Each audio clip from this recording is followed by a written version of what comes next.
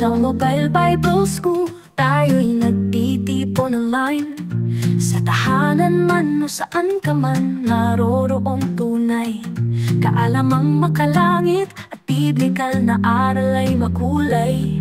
Sa biyaya ng Diyos tayo'y lumalago sa buhay, karunungan at lalim sa pananampalataya. Sa Mobile Bible School, ito'y abot kamay na. Sa bawat aralin, tayo'y natututo sa teolohiya at biyaya. Sabay-sabay ay lumalago tayo.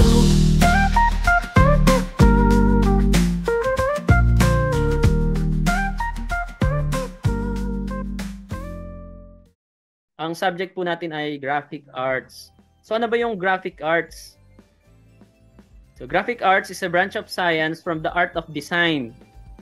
Kaya anything na may kinalaman sa design, kaya nung ako po ay pumasok ng fine arts at saka interior design, meron kaming subject na graphic arts 1 at saka graphic arts 2 or graphics 1, graphics 2. So it is a branch of science from the art of design to create visual elements in a medium. So anything na pwede mong i-execute visually sa magitan ng anumang medium, traditional man or by your hands na painting, or kahit digital man, pwedeng tawagin niyang graphic arts or graphic design. So the science of graphic design includes visual arts, typography, layout, and interaction design. At ang atin pong first topic under ng graphic arts natin ay element of arts and design. So ito yung three online session tayo. Total, mapuputol ngayon. Gagawin natin itong 4. At medyo mahaba kasi itong elements at saka principles bago tayo mag-color theory. Kaya sakto, talagang sulitin na natin ngayon. Elements of art and design. So the elements of arts and design are fundamental components used to create artwork. Kaya fundamental ito yung pinaka basic, ito yung pinaka core na kailangang malaman ng lahat. Whether sa digital illustration na sinabi ni Brother Aaron, makikita natin sa lahat, sa mall, sa internet, kahit sa Facebook, ay may mga elements of arts po dyan. At ganun din sa video animation, may mga elements of arts po dyan. Kahit sa pictography, videography, may mga elements of arts po dyan. At ang mga elements ng arts ay meron tayong 7 under ng elements of arts. So may 7 elements tayong pag-aaralan.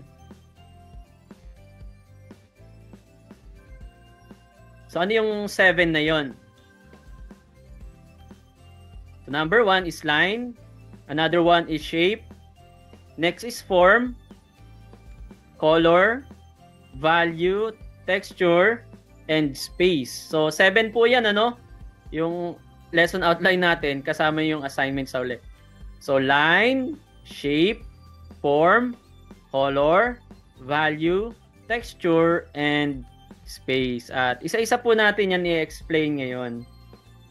And hopefully matapos natin nawa. Kung hindi man, tuloy lang natin, ano po.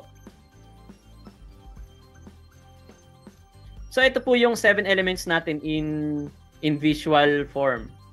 Pag sinabi mong line, guhit-guhit. Color, syempre kulay. Shape, anumang hugis.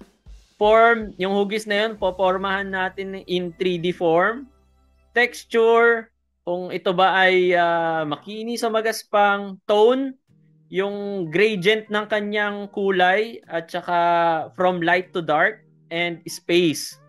Sa space naman, malalaman natin yung mga distances niya. So, kung pag sinabi mo maliit, mas malayo. Pag mas malaki, mas malapit. So, yan ay pag-aaral ng space or spacing. So, ito po yung 7 elements. O, di ba? Tapos na. Pwede nang tapos na. Yan na yung 7. Pero, sige. Bigyan natin ng mas malalim na pag-aaral. Tututukan ko itong mga bagay na ito. Yung line. Konti sa form. shape. Mas marami sa shape. Yung texture at saka tone, hindi na gaano. So, yan. Yan ang ating mas focusan.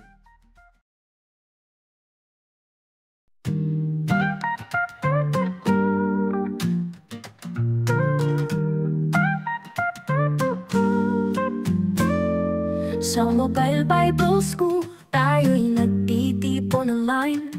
Sa tahanan man o saan ka man, naroroong tunay. Kaalamang makalangit at biblikal na aral ay makulay. Sa biyaya ng Diyos tayo'y lumalago sa buhay. Karunungan at lalim sa pananampalataya. Sa Mobile Bible School, ito'y abot kamay na. Sa bawat aralin, tayo'y natututo sa teolohiya at biyaya. Sabay-sabay ay lumalago tayo.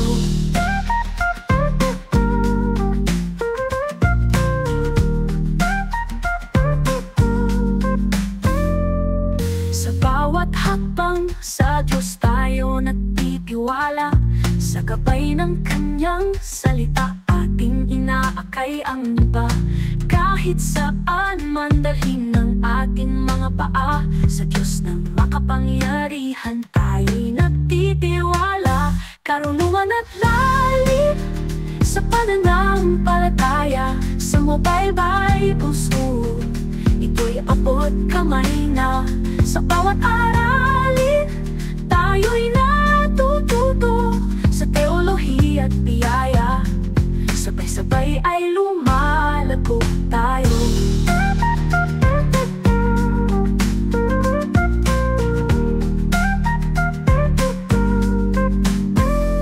Ang pag-ibig ni Jesus ay walang hanggan.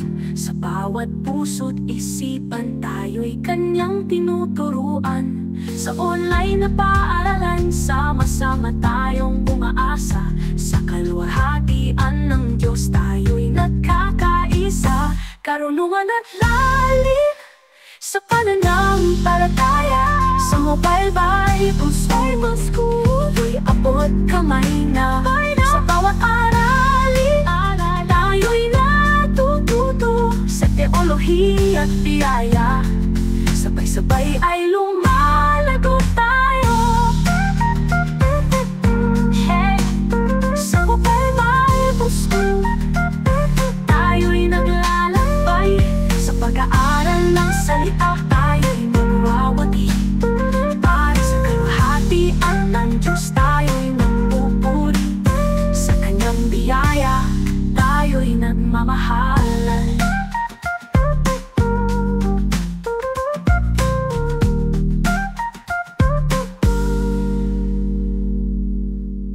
Pag-ibig ni Jesus ay walang hanggan. Sa bawat puso't isipan, tayo'y Kanyang tinuturuan. Sa online na paaralan, sama-sama tayong umaasa. Sa kaluwalhatian ng Diyos, tayo'y nagkakaisa.